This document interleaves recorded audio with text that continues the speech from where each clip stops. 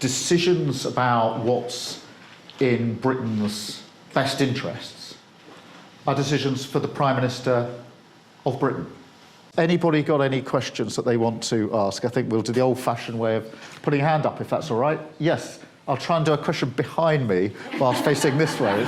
It's always a skill, but hopefully I can master it. I think we've got a microphone coming for you so you can be heard. Is that okay? Yeah, we can hear you. Good morning. My question is, what are you doing to bring communities together in this world that is so divided, and what is in place? Yeah, this is really important. I mean, it is a really sad feature, isn't it, of a time like this, that some people will try and use it as an opportunity to divide. So I think on two levels we're working. The first is we have to be really conscious that where people want to divide at the moment in relation to this conflict, it's in the space of trying to divide the Muslim community and the Jewish community. So we're working particularly on those two strands. There is a sort of broader cohesion plan that we've been working on for some time, which is not just a reaction to this conflict, obviously, is much broader, which is how do we bring the country together? One of my biggest concerns at the moment is that there's too many people in politics who want to set up grievances between different groups of people to point fingers and divide and say that we can't be one country, we can't be one set of communities. I totally disagree with that. I think one of the great things about this country is we're a diverse country where we prove, actually, that different people can live alongside each other in a tolerant way with our values. And actually, that's more than just an observation on who we are as a country. It's what we are as a country. That is us. And we should hold that close. We should be proud of it. And so the cohesion plan is intended to make sure that everything is being put in place to support the work we're doing there. Let us go to another question. Yes, please. So you plan to have a ban on social media for under 16-year-olds. Obviously, a lot of young people use social media and view it as an asset. How do you plan to actually consult young people more into policy making if this is a huge disagreement between you and young people? Well, look, thank you for raising that. I see you've got My Life, My Say on, which is a great organisation that we've worked with for a long time. We're consulting on it, so no decisions have been made yet, and I want the voice of young people in that consultation. I'm very, very interested to hear. How do you see that practically being happened, though? Well, the consultation is just starting its course, so there are lots of ways you can get involved in that. I'll make sure my team give you all the details, but also we need to set up discussion points. Maybe with My Life, My Say might be one way of doing it, shouldn't be the only way of doing it. So we'll make sure that young people have their say. They must have their say in this, because there are different views here, and that's the whole point of the consultation. So thank you for raising that. Let me go across to this side of the room. What are we doing about the housing crisis? What is being done about the housing crisis? There are 400,000 people homeless here in England alone. So. Yeah, well, there are two separate strands here. One is homelessness, where we've put in a huge amount of investment to deal with homelessness, to get people into shelter, but also more than just into shelter, because for many people who've got homelessness issues, it's about the support that needs to go in as well, in terms of maybe health issues, work issues, etc. So there's the roof over the head element to it. That is vital, but on its own it's not enough. Then secondly, we need to take the pressure points off in relation to people being made homeless in the first place. One of the pressure points is no-fault evictions for renters, and so we're getting rid of that. This is where, until recently, people could be thrown out of their rented accommodation through no fault of their own, and then that puts a pressure on them and on local authorities, making sure that all the work we're doing on the cost of living is making sure people have more money in their pockets so they don't necessarily get into the difficulties in the first place. And so there's the preventative bit, but there's also, what do we do to support those who are homeless? There's a bigger picture here as well, which is we need to build more houses to make sure that everybody has a safe, secure place to grow up. Whether that's somewhere they're able to buy and own of their own, or whether it's the rented sector. We passed the Renters' Rights Act, which is the biggest piece of legislation for renters, giving them rights in a generation. 11 million people are in rented accommodation. We should never forget that. And they need better rights. So there's a lot of stuff we're doing in that space. And so one last question, and I'm going to go to the media, and then I'm going to come round to your tables so we can continue the discussion. Madam, if I may. I work with young people who are at risk here. Do you mind if I... Do you need me to? Yes. It's just otherwise we could... Anxiety. I work with young people who are at risk here. The thresholds are really high for them to be helped, both of violence against them or children with special needs. Can you do something to get them the help at the right time so that they can go on to have better outcomes than they do? It's vital that we do. All of the evidence is absolutely clear that you need to intervene early, because if you miss those opportunities, it could take a lifetime before you can turn it around. So putting more resource in. We've got a youth strategy which was put together with young people. I'm really pleased. We didn't do a youth strategy with politicians in Whitehall deciding what the youth strategy should be. We actually got young people in as a steering group and advice group to do it. And they said they need more resource, they need more support in the activities that they want to do, need more mental health provision in schools and support. We're looking at the SEND, the special educational needs in schools, to see how we can improve there. But across the board, we have to do more of that. I'll come back to you and have a discussion about it. Can I just go? I think we've got 2 questions from the media. Catherine, I think you first, and then we've got David here as well. Catherine. Thank you, Prime Minister.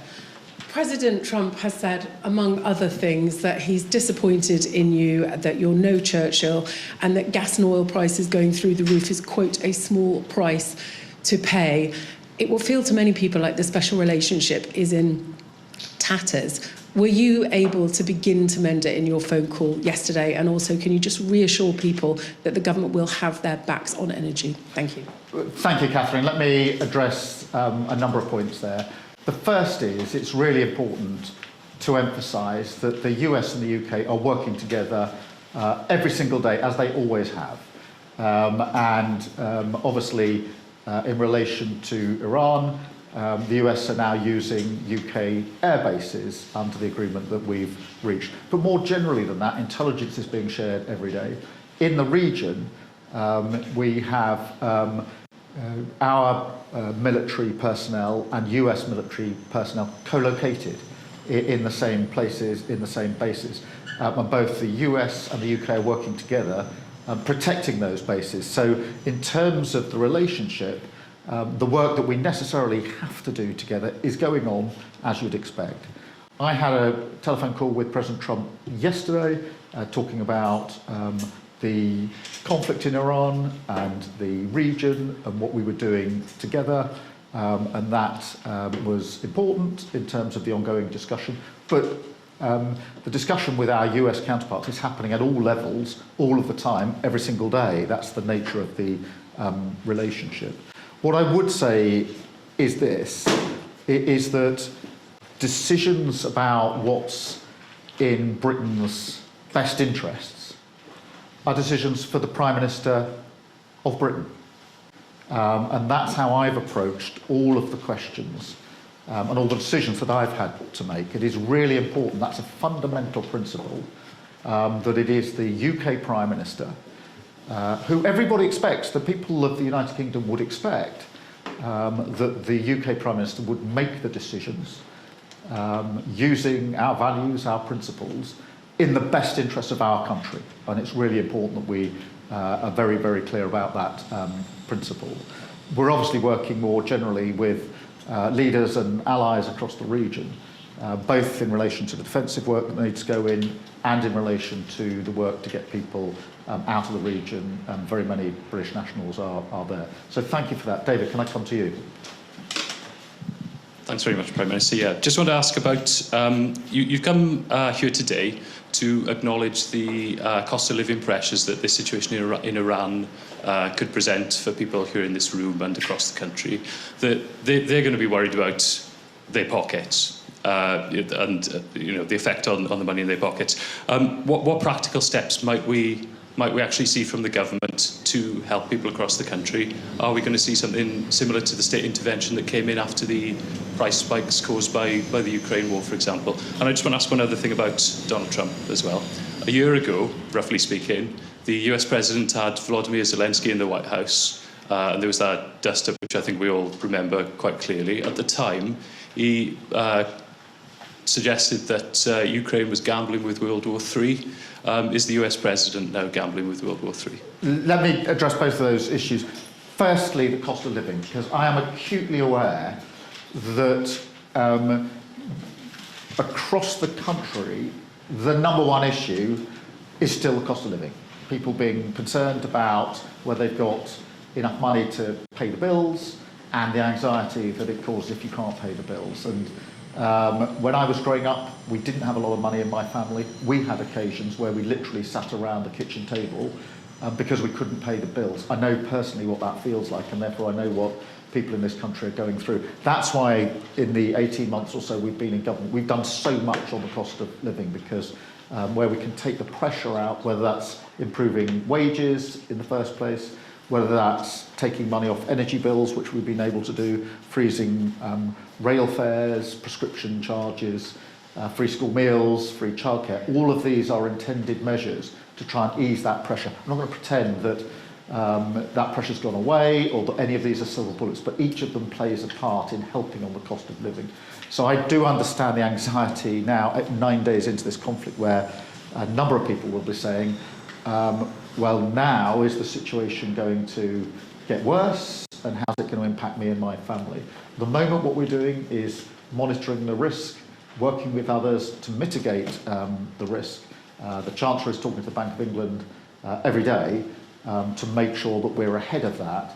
I would just say on energy prices for households, the energy price cap is in place until June, and therefore we're not anticipating that is going to change, which will give a degree of reassurance. But of course, businesses and others will be concerned to watch carefully what's going on.